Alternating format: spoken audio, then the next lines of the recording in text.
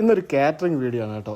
ആ വീട്ടിൽ പാചകം ചെയ്യാൻ സ്ഥലമില്ലാത്തതുകൊണ്ട് ഞങ്ങളെങ്കിലും ഒരു കൂട്ടുകാരൻ്റെ വീടിൻ്റെ ഫ്രണ്ടിലാണ് കേട്ടോ പാചകപ്പുര സെറ്റ് ചെയ്തേക്കുന്നത്. ഇത് ഞങ്ങളുടെ മെയിൻ ആളാണ്. ഇതാണ് കേട്ടോ നമ്മുടെ മെയിൻ ഷെഫ്. അപ്പോൾ അവിടുത്തെ പൈപ്പിൽ വെള്ളമില്ലാത്തതുകൊണ്ട് കിണറ്റിൽ നിന്ന് വെള്ളം കോരിയിട്ടൊന്ന് ഷിജിനും അത്യാവശ്യം നന്നായിട്ട് പാടുപെട്ട് വെള്ളം കോരി ഒപ്പിക്കുകയാണ് കേട്ടോ ചെയ്തത്.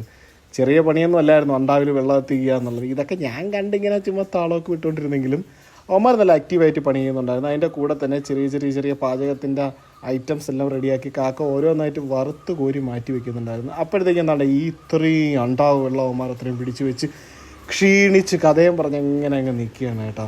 അപ്പോഴാണ് നമുക്കൊരു സ്പെഷ്യൽ അതിഥി വന്ന് രാഹുൽ. അവനും കുറേ നേരം കത്തിയൊക്കെ വെച്ചിട്ടങ്ങ് പോയി. പിന്നാണ്ട് ഈ മസാല എല്ലാം കൂടെ നമ്മുടെ ചിക്കനിലും അങ്ങോട്ട് ചേർക്കുന്ന പരിപാടിയാണ്. കാക്കയ്ക്ക് പിന്നെ വീഡിയോ എടുക്കാൻ ഭയങ്കര ഉത്സാഹമായിട്ട് നമ്മൾ എവിടെ കവർ കൊണ്ട് വെച്ചാൽ ഈ വീഡിയോ കൂടി എടുക്കാനില്ലടാ എന്നൊരു ചോദ്യമുണ്ട് കേട്ടോ. അത് പിന്നെ ഭയങ്കര സന്തോഷമുള്ളൊരു കാര്യമാണ്. അപ്പോൾ വീഡിയോ ഒക്കെ എടുത്ത് വെക്കണമെങ്കിൽ എൻ്റെ മനസ്സിൽ ഇന്ന് വൈകിട്ടത്തെ ഫുഡ് കിടിലാവണമെന്നാണ്. ഇങ്ങനെ സമ്മതിക്കില്ല. വീണ്ടും അടുത്തൊരു വീഡിയോ കൂടി എടുത്ത് കൊടുത്തു.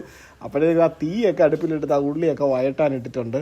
അപ്പോൾ കാക്ക ഓൾ സെറ്റാണടാ, ഒന്നും പേടിക്കണ്ടെന്നൊക്കെ പറഞ്ഞിരുന്നപ്പോഴാണ് നമ്മളെ ഷാജഹാൻ വന്നത്. ഇനി ഞാനും ഉണ്ടെന്ന് പറഞ്ഞ്. അപ്പോൾ കാക്ക താണ്ട ഉള്ളിയൊക്കെ വഴറ്റി തുടങ്ങിയപ്പോഴാണ് ഷാജഹാൻ്റെ വൈഫിനൊരു ആഗ്രഹം, എങ്ങനെയാണ് ഈ അണ്ടാവിലിട്ട് ഇളക്കണത്. പിന്നെ അവളും പഠിച്ചോട്ടെ, കൊച്ചുങ്ങൾ എന്തെങ്കിലും ആഗ്രഹം പറഞ്ഞാൽ അതങ്ങ് സാധിച്ചു കൊടുക്കണമെന്നല്ലേ. പിന്നെ ഞാൻ നേരെ കല്യാണ വീട്ടിലോട്ടാണ് കേട്ടോ വന്നത്. കല്യാണ വീട്ടിൽ താണ്ട ഇപ്പോൾ അടിപൊളിയായിട്ട് ഷിജു അനിയൻ അവിടെ നിന്നിട്ട് എല്ലാവരെ കൊണ്ടും ടേബിൾ ഡെക്കറേഷനും ബാക്കി കാര്യങ്ങളൊക്കെ ചെയ്യിപ്പിക്കുകയാണ്.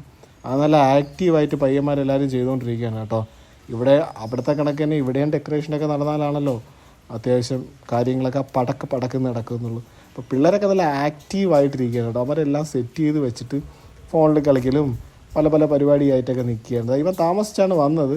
പിന്നെ ഒന്നും നോക്കിയില്ല. വർക്ക് തുടങ്ങിയപ്പോഴേ ഷാജഹാൻ നേരെ ഐസ്ക്രീം സ്കൂപ്പിങ്ങിന് കയറി. പിന്നെ തുടങ്ങിക്കഴിഞ്ഞാൽ പിന്നെ ഭയങ്കര തിരക്കാണ് കേട്ടോ.